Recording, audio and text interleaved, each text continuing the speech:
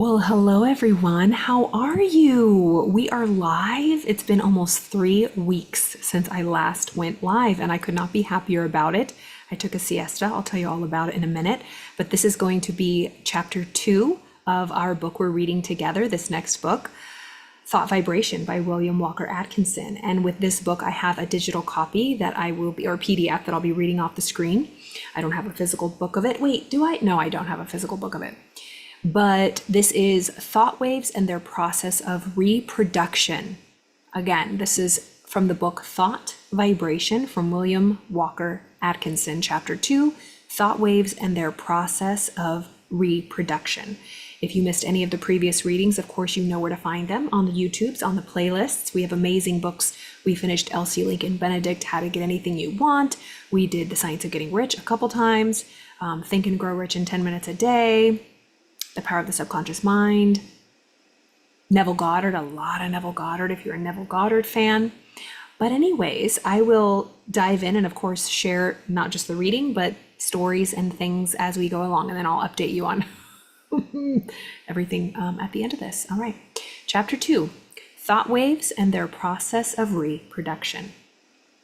Like a stone thrown into the water, thought produces ripples and waves which spread out over the great ocean of thought. There is this difference, however. The waves on the water move only on a plane, on a level plane, in all directions, whereas thought waves move in all directions from a common center, just as do the rays from the sun.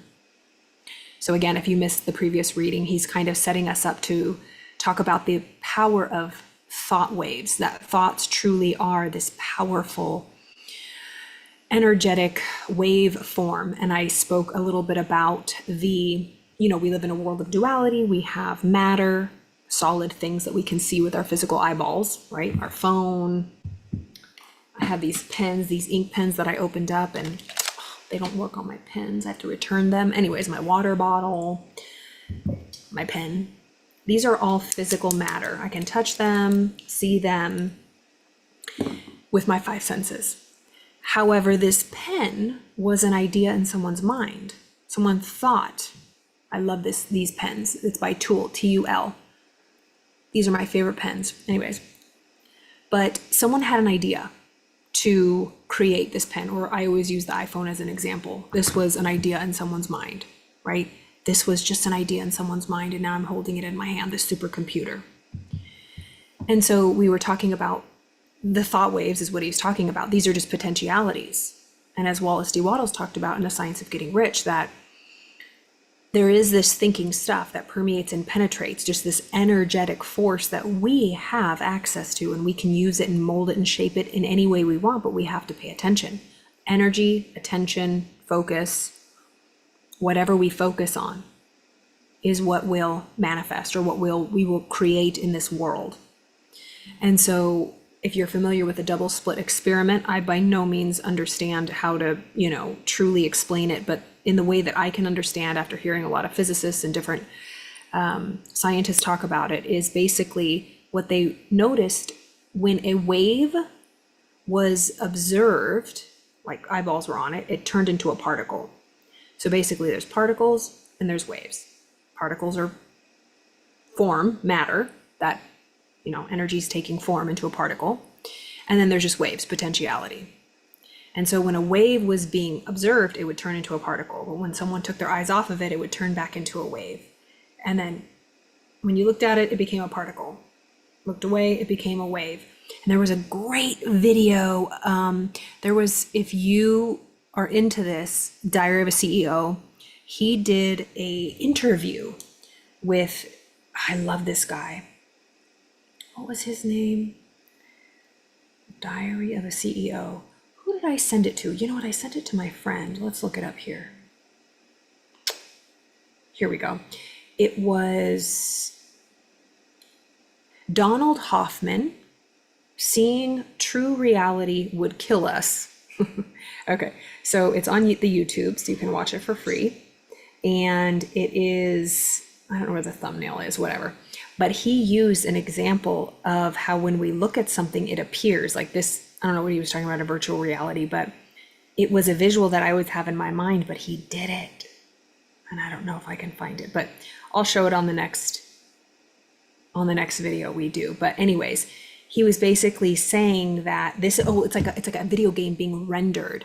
And he was using the example of Grand Theft Auto, that video game that we are playing it, and the game is being rendered depending on where we're at, and the other parts don't exist until we're there. And so that's like our eyeballs, like we are rendering the world as we see it as we go, moment to moment. And it's just a trip, but that's a great episode to listen to to better understand this whole particle and wave. And when things are just thought waves, just potentiality, when we give it energy, attention, and focus, they become solid particles. We take action and we do things to manifest it into this physical world that we can see with our and experience with our five senses. So he is comparing it here. He's saying, just like we can throw a stone into water and produce ripples, our thoughts do that. Think about every thought, you're throwing it into the water, but instead of it, the difference being waves on water, just move on a level plane, our thoughts go out every which direction. That's how powerful they are. And when they're mixed with thought, it's even more powerful. Mixed with emotion, they're even more powerful. And when we repeat them, they're even more powerful. That's why affirmations work, even if it's something that you're like, what the hell, I don't even believe this. If you repeat it often enough, your subconscious mind will accept it as true. That's how we learned everything that we know. Our language, our comfort foods, how to behave.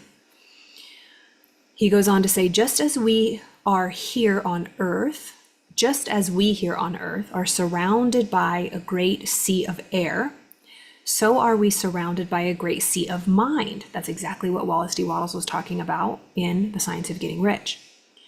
Our thought waves move through this vast mental ether, extending, however, in all directions, as I have explained, becoming somewhat lessened in intensity according to the distance traversed, because of the friction occasioned by the waves coming in contact with the great body of mind surrounding us on all sides. So just think about yourself, like air, like everything out here, like this, we're in this soup, like fish in water, okay, like fish in water. And we are just surrounded in this sea of mind. It's all mind. This is all of our mind, truly. Everything is our mind, and anything we put in mind, we can create. So mind surrounds us on all sides. It permeates and penetrates every cell of our body too. It's everywhere. These thought waves have another quality differing from the waves on the water. They have the property of reproducing themselves. In this respect, they resemble sound waves rather than waves upon the water. Just as a note of the violin will cause the thin glass to vibrate and sing, so will a strong thought tend to awaken similar vibrations in minds attuned to receive it. Your body, my body, our bodies are truly an instrument. And we speak like that, like pulling on our heartstrings that really struck a chord with me. We talk like that. Think of yourself as a big cello, right? Or a big guitar, a big piano. That's what I love, a big piano. And we have all of the keys. And life is a symphony when we play all of the different emotions. We're going to have the deep, dark, dun dun dun emotions, and we're going to have the high, walking on sunshine, very high, highest pitch, highest resonance. We're going to have the spectrum. And that's our human life. We can't avoid certain things. Life happens and we're human, right? But what music are we playing? What songs, what keys are we, what ivories are we tickling? We know when we're around people, like we like their music, we like their vibe, we like the melody, metaphorically speaking, that is coming off of them. And some people we don't. Some people we don't. We would rather it's like when they come around, metaphorically, we're like, oh my God, I don't want to hear this person. I don't want to be around this person. So he is equating our thought waves more to sound waves. And, just going along with this metaphor, he says, just as a note As a note of the violin will cause the thin glass to vibrate and sing, so will a strong thought tend to awaken similar vibrations in minds attuned to receive it. Many of the stray thoughts which come to us are but reflections or answering vibrations to some strong thought sent out by another. And so that's when you get like the creepy feeling or the heebie-jeebies, or really happy and excited when you're like in, beautiful places with sacred geometry, churches. You just have these downloads. It's like, oh my gosh, because the vibration and the people and everybody is just heightened. Or when you are in a very dark, desolate, like, I remember I shared this story when I used to work on Skid Row in Los Angeles, where, there's a big population of unhoused people, mental illness, drug addiction. It's dark. It's really dark. And you can feel it the moment you like turn on the block. And it's just heavy. The air is thick with darkness. There's no other way to put it. And you can feel that. Or when you go into like a grocery or like a liquor store or like a gas station on the side of the road, and you're like, ooh, you are feeling the vibrations, the energy of the thoughts around it. Okay, so he says, many of the stray thoughts which come to us are but reflections or answering vibrations to some strong thought being sent out by another. But unless our minds are attuned to receive it, the thought will not likely affect us. This is so important because, say, for example, when our thoughts are attuned to negativity, we pick up on all the negative thoughts. So we can be in a place where there's, most places, both high and low, all sorts of thoughts and vibrations and people going through different things are present. Say like a random grocery store in suburbs. Some people are living their lives, enjoying their jobs, raising a family, going through milestones. Some people are like, barely getting by. And some people are mourning the loss. Some people are going through divorces, some, illnesses, diagnosis, like some, everyone's going through something. It could be good, it could be bad, depends on that age and stage of life, right?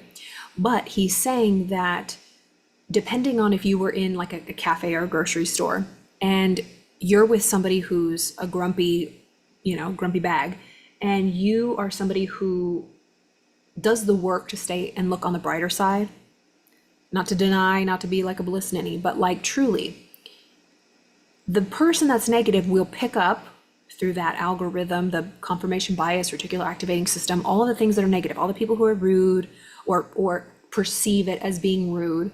And then the person who's happy, I'm sure you've experienced this, doesn't even see it. It's like, what grocery store are you in? Like, where is your mind at? I didn't even hear that. That cracks me up. I remember when I was younger, like people that I hung around with were so nosy. Like maybe I was just in my head. I don't know. Maybe I was full of myself. I don't know. All I know is I was not paying attention to anybody. But it shocked me about like I would hear them talking like, did you see what she was wearing? Did you see this? They broke up with them. I'm like, how did you know that? Like you're picking up on like the gossip. The gossip is a frequency. And I've never been on it. Of course I gossip, like, like every norm, like not gossip to like people gossip as a sport. I'm saying normal gossip of like things happening, like, oh my gosh, is that true? Or like water cooler talk. But I've been very clear to not indulge in it. Number one, it doesn't feel good. Am I human? Have I done it? Absolutely. But there's people that it's a habit for them. But anyways, back to the story, like just people who knew stuff about other people, like they would pick up. Their receivers were open to receive information about other people and details of other people's lives. I'm like, how did you even hear that? Like I'm over on, paying attention to something else. But say, all in all, he's saying, unless your mind is attuned to receive it, the thought will not likely affect you. If we are thinking high and great thoughts, our minds acquire a certain keynote corresponding to the character of the thoughts we have been thinking. Like attracts like. We learned that with Elsie Lincoln Benedict, right? Your predominant moods make your life. Birds of a feather flock together. Whatever thoughts you're involved in, you're going to get more of those. And we see it all the time. Like when we're having a bad day or when we're bummed out, it's like the sky is falling Chicken Little. And it's not to blame, shame, or condemn ourselves. It's just noticing it, observing it. What is our thoughts trying to teach us? Is it even ours? There's been many times I've had waves of like, oh, heaviness. And I'm like, is this even mine, dude? Like, where am I? It was on the freeway one time. And I was like, maybe I'm just picking up on other people's stuff, stray thoughts. Maybe I was in a moment of, you know, my window of tolerance was small. It doesn't matter. I just checked in with myself and said, what's this about? Is this even mine? Right? Because sometimes we could get down on ourselves. Like, I had such a good day. Why am I so blah? And we like beat ourselves up and we're critical. Emotions are just feedback as to what's going on within or sometimes without. And so it's just about cleansing, clearing, getting out from that basement and lower levels up to the top to where we want to be, our predominant mood that we enjoy that makes us feel good. Okay, so he's saying if we're thinking high and great thoughts,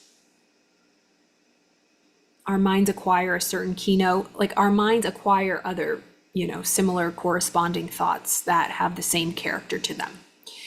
And this keynote, once established, we will be apt to catch the vibrations of other minds keyed to the same thought. Again, you attract, like attracts like. That's how you make your friends. That's how you buddy up with certain coworkers and other coworkers, because your minds are like tuned to the same frequency. So it's like, think of yourself like, are you rock? Are you tuned into the frequency of rock? Is your guitar tuned to like heavy metal, or is it like, what is it tuned to? Gentle strings, lullabies? It's like you will attract similar music, similar thoughts. All right, on the other hand, let's get into the habit of thinking thoughts of an opposite character, and we will soon be echoing the low order of thought emanating from the minds of the thousands thinking along the same lines. So it's the more we study this, the power of our thoughts, and watching, observing, remaining vigilant to what thoughts we are allowing to entertain, because again, we will have intrusive thoughts. We will think like normal people if we're going through, hard times or trying to figure something out.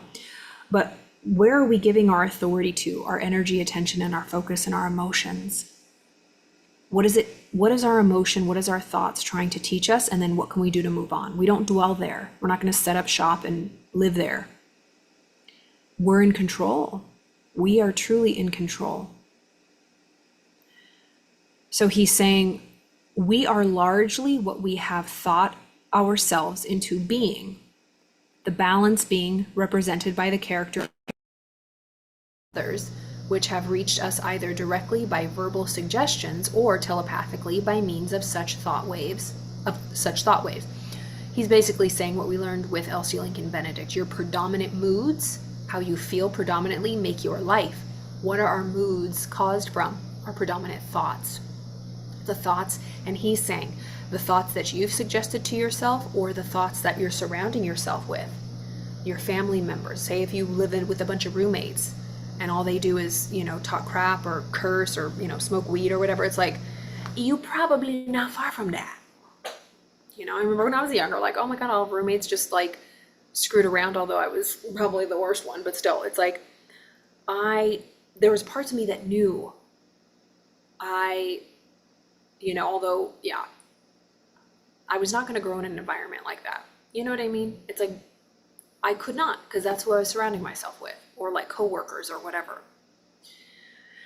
We are largely what we have thought ourselves into being, the balance being represented by the character of the suggestions and thoughts of others, which have reached us either directly by verbal suggestion or just telepathically by means of such thought waves, like picking it up, being in the environment. That's why they say put yourself in good environments, not just because, you might not know anybody, but just put yourself in those environments because you will pick up on the thought waves. That's why people love to go to nice restaurants or go to nice hotels or fly first class, because even if you don't talk to anybody, you're in the air, you're in that ether, you're in that soup of what's going on. Our general mental attitude, however, determines the character of the thought waves received from others, as well as the thoughts emanating from ourselves. We receive only such thoughts as are in harmony with the general mental attitude held by ourselves. The thoughts not in harmony affecting us very little, as they awaken no response within us. Again, it behooves us to focus on the good because that's what we're going to get more of. And then just pay attention to how we're feeling at that moment and why is it there, right? All right. The man who believes thoroughly in himself and maintains a positive, strong mental attitude of confidence and determination is not likely to be affected by the adverse and negative thoughts of discouragement and failure emanating from the minds of other persons in whom these last qualities predominate. There you go. So if we have a mood or a feeling of confidence and determination, that will make our life. If that's our predominant moods, to think thoughts that make us feel confident, thoughts that instill further persistence and determination, that is what we will program our subconscious mind, our emotions, our body, our actions, and our results. But if we continue to think thoughts of discouragement and failure, and again, we're human, but that's our predominant discouragement and failure. That's all we think about, and we just like, it's a train wreck, we can't get our eyes off of it. We will become people like that. At the same time, these negative thoughts, if they reach one whose mental attitude is pitched on a low key, deepen his negative state and add fuel to the fire which is consuming his strength. Or, if you prefer this figure, serve to further smother the fire of his energy and activity. That's why people go to rehab.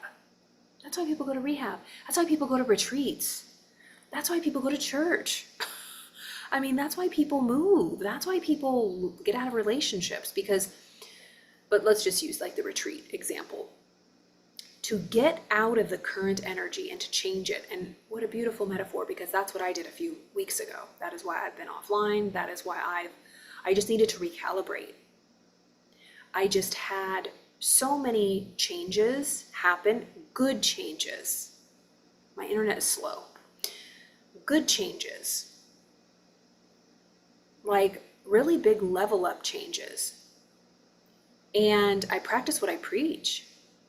I was starting to feel really anxious. My nervous system was like wonking out, and I was like, I already know what this is. My body doesn't feel safe to be upgrading like this, to have this much success or this much money or whatever. It's like new level, new devil. And I was like, ooh, we got to fix this. So I went away. I've been tapping. I've been relaxing and resting. I've changed energies. I've made some moves. And I just, like, today's my first video. It's been 3 weeks almost. It'll be 3 weeks on Monday or Tuesday. But yeah, it's like you're becoming a new person. You're becoming a new person.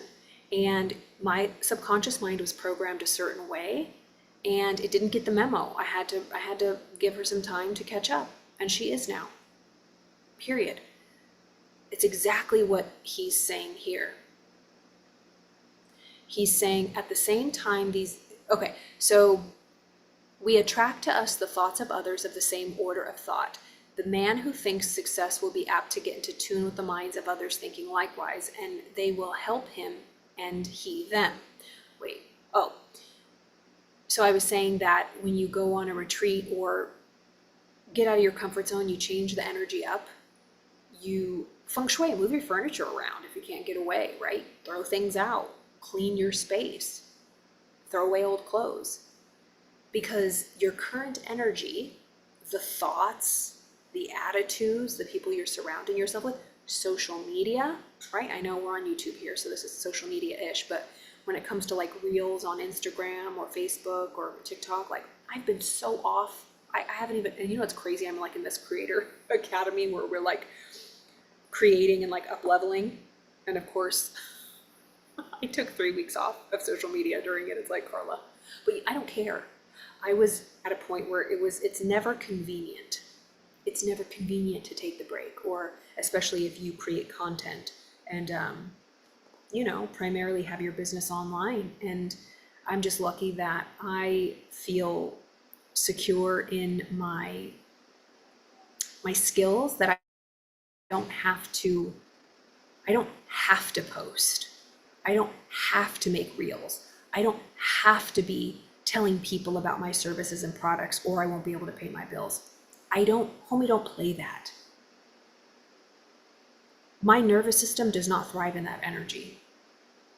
I don't need to do survival mode if it's an option. I have so many skills I paid the price, not just financially, but with time, that I have many streams and forms of income. And if I want to make a new one, I can ease into that. I don't need to rush anything. I don't need to be desperate or clingy or prove that I can manifest it in 2 weeks. I don't give a shit. Like, that's kind of what it was like, the old programming of people that I was surrounding myself with was dying. It was like old news. I don't do that. I didn't thrive doing that. Some people do. God bless them. But I am a steady, and everyone's different, right? There's no right way, but this is just me. And you got to know what's right for you. I am a very slow and steady Taurus wins the race. Like, and I feel good in it. Like, when it, like, trust me, I've suffered and sacrificed, but if I don't need to, I ain't gonna. I don't understand, but to each their own, to each their own. Anyways, that was a long tangent, but it goes into surrounding yourself with certain people, certain thoughts, certain beliefs, certain surroundings. Where do you thrive the best? Think of yourself like a specific flower or plant. Some plants need direct sunlight and a lot of water. Some need indirect sunlight and not a lot of water, right? And everywhere in between. But you know, when you order or you get seeds and you plant them and you have to read the directions, like, how do you take care of this plant? Because if you give it too much water, you're going to kill it. If you give it too much sun, you're going to kill it. If you don't give it enough sun, you're going to kill it. If you don't give it shade, you're going to kill it, right? It's just like you. And I think I've spoke about it before. People, there's so much noise online about what way works, like as if there's one way that works. No, your way is the best way for you. Maybe it's a little bit from here, a little bit from there, a little bit from there. And you'll find that certain people don't like that. They think their way is the only way that works, and they will try to tell you that you're wrong, or their way works better, or blah, blah, blah. I mean, the older you get, man, you know what works for you. And try it all out. I've tried a lot out, and I'm still trying many things out. But I just know for me, there was really big changes, and I stepped up, you know, like I rose to the occasion, if you will. I took care of myself, and that's what this work is about, right? And I know, like, in the beginning of the year, I was like, I'm gonna post every day, which I did for over 6 months. And it was kind of like one of those things where you shoot for the moon, you shoot for the stars, but you shoot for the moon, but you land in the stars. Anyways, that was a bodacious goal, to post every single day on YouTube. Like, what the hell? That's, maybe some people do that, but I did it for half a year. I'm very proud of that. And I post pretty regularly. It's not hard, but like, I knew that I needed that break. I practice what I preach. I feel so much better, and I feel so well rested. I feel like I was on a vacation. But yeah, just knowing my own nature. You know, I just love contemplation. I love quietness. And it's a weird balance, because I also love to create content. And so I have to know what's right for me. I can't push and I can't grind. But also, when it's time to push and grind, I will. So anyways, I'm just blabbering at this point. Okay, so he's saying, when your predominant moods make your life, if you have thoughts of confidence and determination, it's not likely that you will be affected by negative thoughts of discouragement and failure. But at the same time, these negative thoughts, if they reach somebody who is, you know, connected with these thoughts of discouragement and failure, their mental attitude is pitched to a lower key, right, basement level, it's going to further deepen their state, add fuel to the fire, more evidence that their experience is the only experience. Yeah. And it'll just continue to take away their life force. Oof, I've been there. And the only way is to just continue to look for the positive. Surround yourself, change your energy. If I didn't make the moves I made a few weeks ago, I don't even want to know where I'd be right now. Probably not a good place. Okay. We attract to us the thoughts of others of the same order of thought. The man who thinks success will be apt to get into tune with the minds of others thinking likewise, and they will help him, and he them. The man who allows his mind to dwell constantly upon thoughts of failure brings himself into close touch with the minds of other failure people, and each will tend to pull the other down still more. It's like the blind leading the blind, hello. The man who thinks that all is evil is apt to see much evil, and will be brought into contact with others who will seem to prove his theory. Again, confirmation bias. And the man who looks for good in everything and in everyone will be likely to attract to him the things and people corresponding to his thought.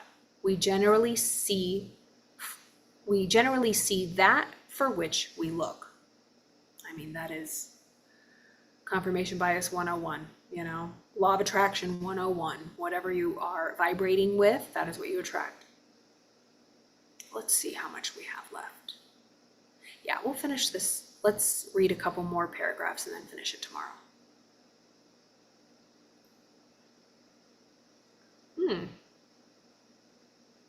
Okay. So we generally see that for which we look. You will be able to carry this idea more clearly if you will think of the Marconi wireless instrument, which receive the vibrations only from the sending instrument, which has been attuned to the same key, while other telegrams are passing through the air in near vicinity without affecting the instrument. That's like, we all have our cell phones, and there's so many calls happening right now, but they're not reaching mine because they didn't put my number in, right? So we have to be attuned to the certain frequency that we want to be on. And so if I want to be on your frequency and talk to you right now, I will put your key, your code, your number in, your vibration, and I'll get you.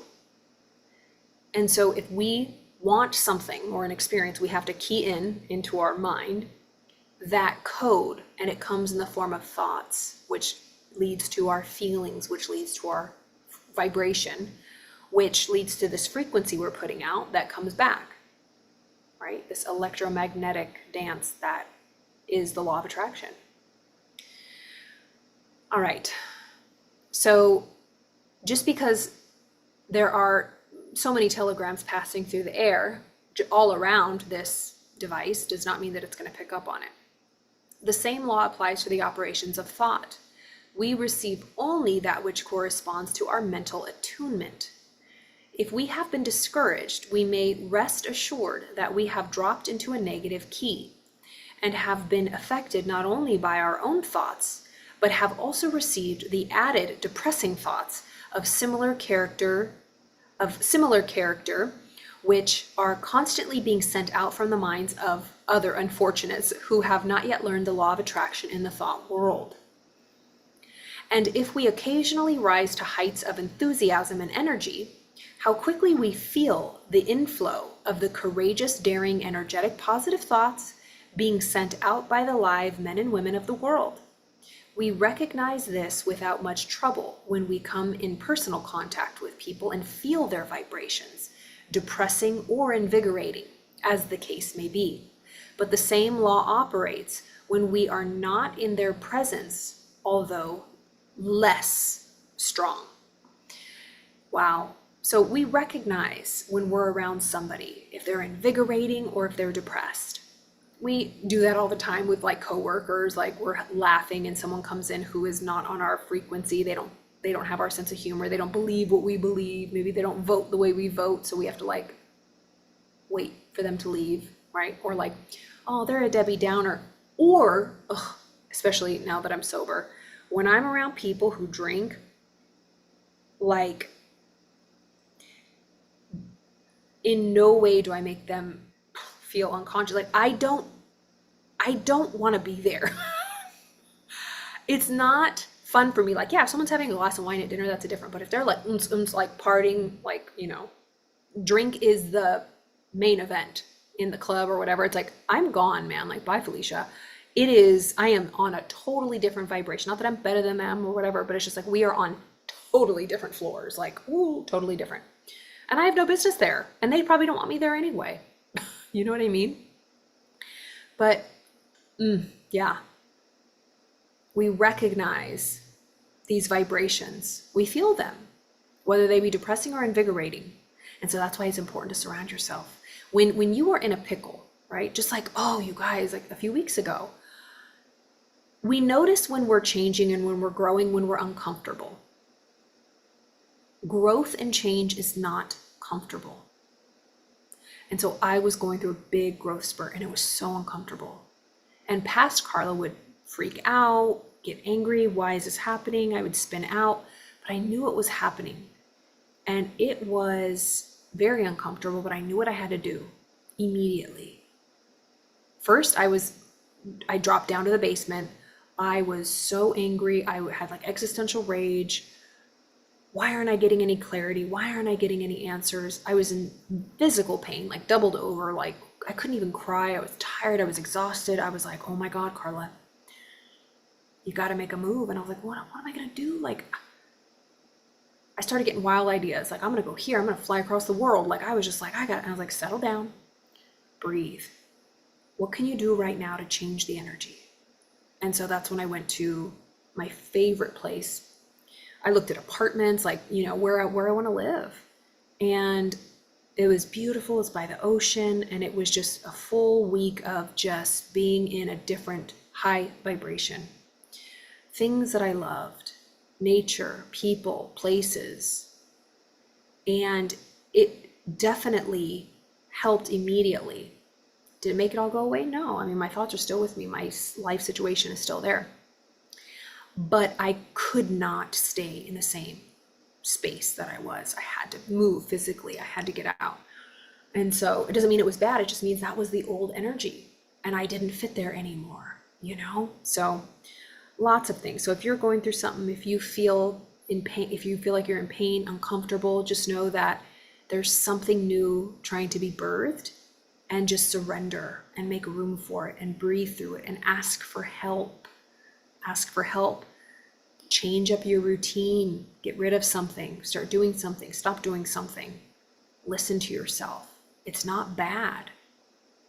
We can learn through joy or we can learn through pain.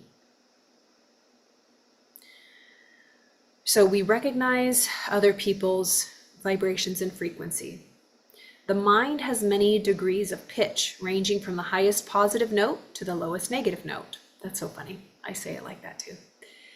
Just like a piano, with many tones in between, with many notes in between, varying in pitch according to their respective distance from the positive or negative extreme.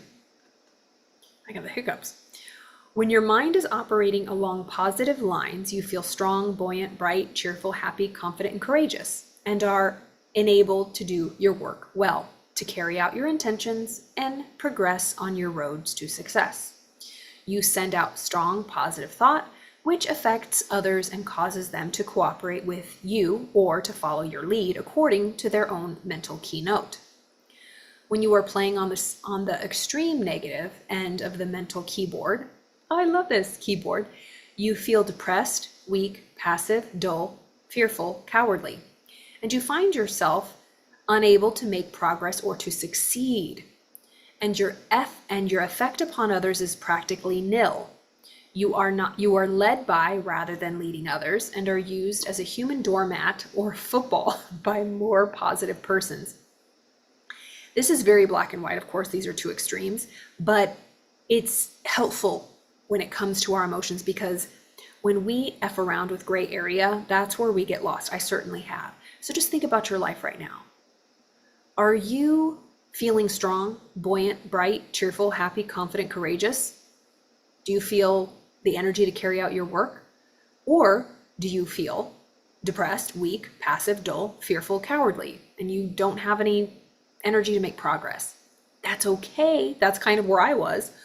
But I realized, why did I get thrown to the other side of the keyboard? Why did I get thrown down to the basement?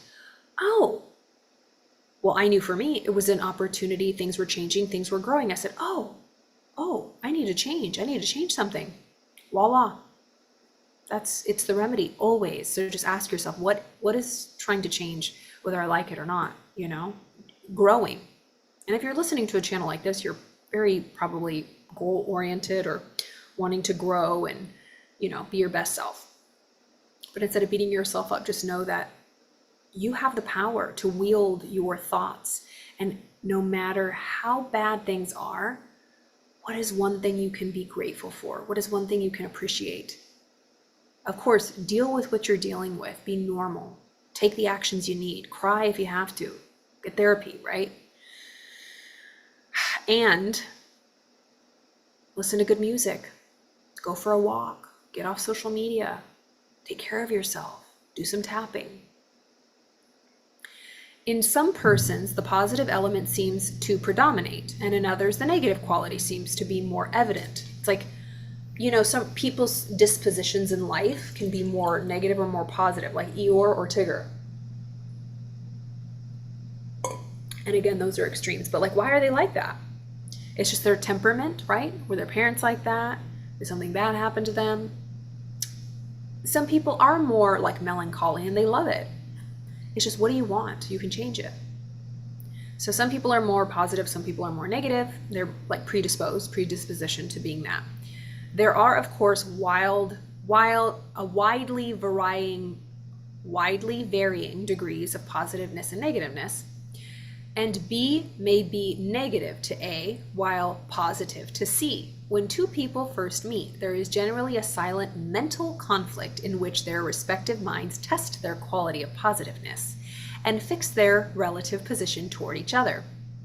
This process may be unconscious in many cases, but it occurs nevertheless.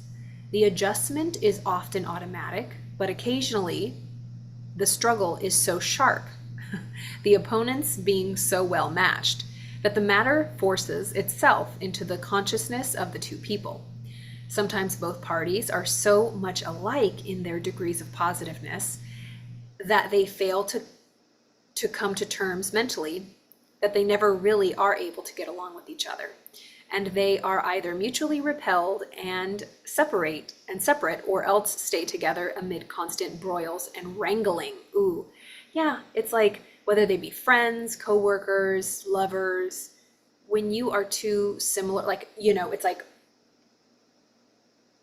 for example, in my life, I am the personal development, positive, whatever, and I surround myself with friends like that, right? But there's some women, and I love women, but they just don't resonate. And likewise, I don't resonate with them. But it doesn't mean that it's a bad thing. It just means it's like two positive charges. They're not going to connect. They're that in their life, I'm that in this life, and God bless everybody. Not everybody's meant to be friends. Not everyone's going to like us, We're not, and we don't like everybody, But it's not a bad thing. We don't have to judge them. Not everybody's for everybody. This is good.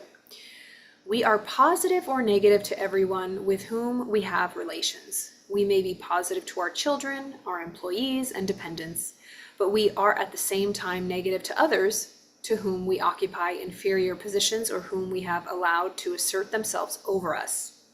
Oh my God, you guys. I will never forget. I've known people that didn't like me, right? It's not rocket science. It's like you can feel when someone doesn't like you for nothing you did. They might not like my name or how I dress or whatever. Maybe I have the name of their boyfriend's ex-girlfriend or something. I don't know. But it's like we've talked about impressions before. Whatever we impress, we express. Whatever.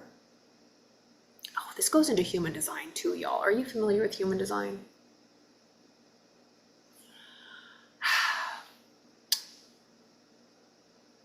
Yeah, whatever.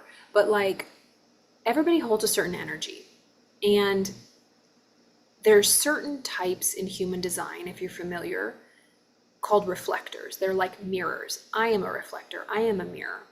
And it is a very unique, not unique, everybody's unique. It doesn't make me special. But it's just my energy. I mirror people. So if you're unhappy with your life, you probably don't like me. If that makes sense. But we're all kind of mirrors. Have you ever been doing something that you know you shouldn't be doing and you hide from all your loved ones and friends and family because you don't want to have that reflected back to you, like who you know you're supposed to be. Like, if you start doing drugs or getting into stuff, you start like being seedy and you distance yourself from your friends and family because you can't possibly be that way around them, or you're gonna know. They're like a glaring reminder that you're fucking up, But anyways, in human design, there are certain people. I'm one of those people who reflect back people's energy to them 24/7, and I amplify it. And that was such a revelatory bit of information in my life. It changed my life because I had gone through many things where people hated me, and I was like, no, fuck, I didn't do anything to this person. Well, I found out why. They're miserable. They're just miserable people. And I was showing them that. I was amplifying it. I was a big fat mirror to them. And again, we are all that, to certain people. But if you don't know anything about human design, I highly recommend looking into that because it can be very validating to your experiences. It can make sense of the way you have experienced life.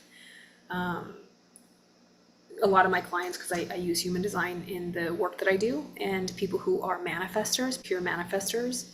My mom's a manifestor. I've had some clients who are manifestors. They can be prone, in my experience, to anxiety, really high anxiety. And people can think that they're very harsh, not harsh, but I don't know. Manifestors make shit happen, and not everybody likes that. Projectors, love me some projectors. They are the synthesizers of life. Oh, dude, look at my Think and Grow Rich book back there. You see that? Oh, look at that.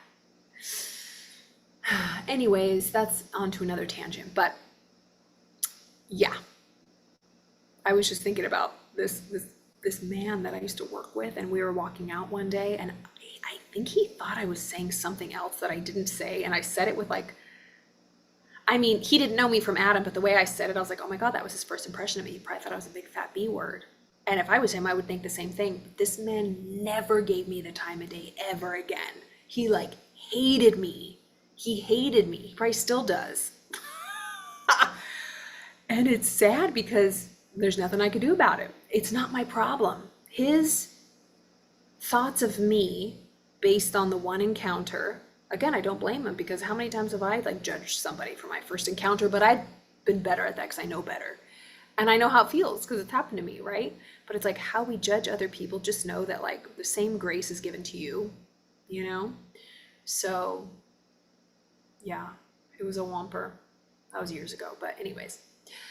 So I think I spoke a little bit about, we'll stop there. We'll continue tomorrow with chapter 2 of William Walker Atkinson, Thought Vibration. Chapter 2, we'll finish that.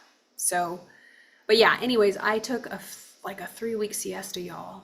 And I just love each and every one of you. Anybody who's listening to this, I love you guys. You guys are in it to win it. And I'm just here to share my heart, just share readings that I love and continue to do my work because I'm learning. I've never read this book, right? It's the first time I'm reading it with you and sharing what I'm taking away. But it's important for me to continually be that student, always learning, always growing, because this is my mental hygiene. This is my mental sobriety. And I'll probably do some Course in Miracles tomorrow, do another reading of it, and continue this book together, y'all. So I hope you enjoyed that. Let me know your thoughts so far on this book. I appreciate all of your love and support, all of your comments, all of your questions. I have some questions. I was doing these Ask Me Anything on my social media, and people ask questions, and I have them saved in my drafts, and I never answered them. So maybe I'll do some of that. So answering questions in video form. So if you have any questions, just let me know. I'd be happy to answer them. And we'll continue with this. But I hope you have a beautiful evening. It feels good to be back. I am very relaxed, if you can't tell. I got a lot of sun. I need to get a haircut. It's been 6 months. Look at my hair. It's so long. But yeah, I'm loving the summertime. I hope you guys are enjoying it as well. If you have any questions, reach out. How to work with me, all my information is below or in the description.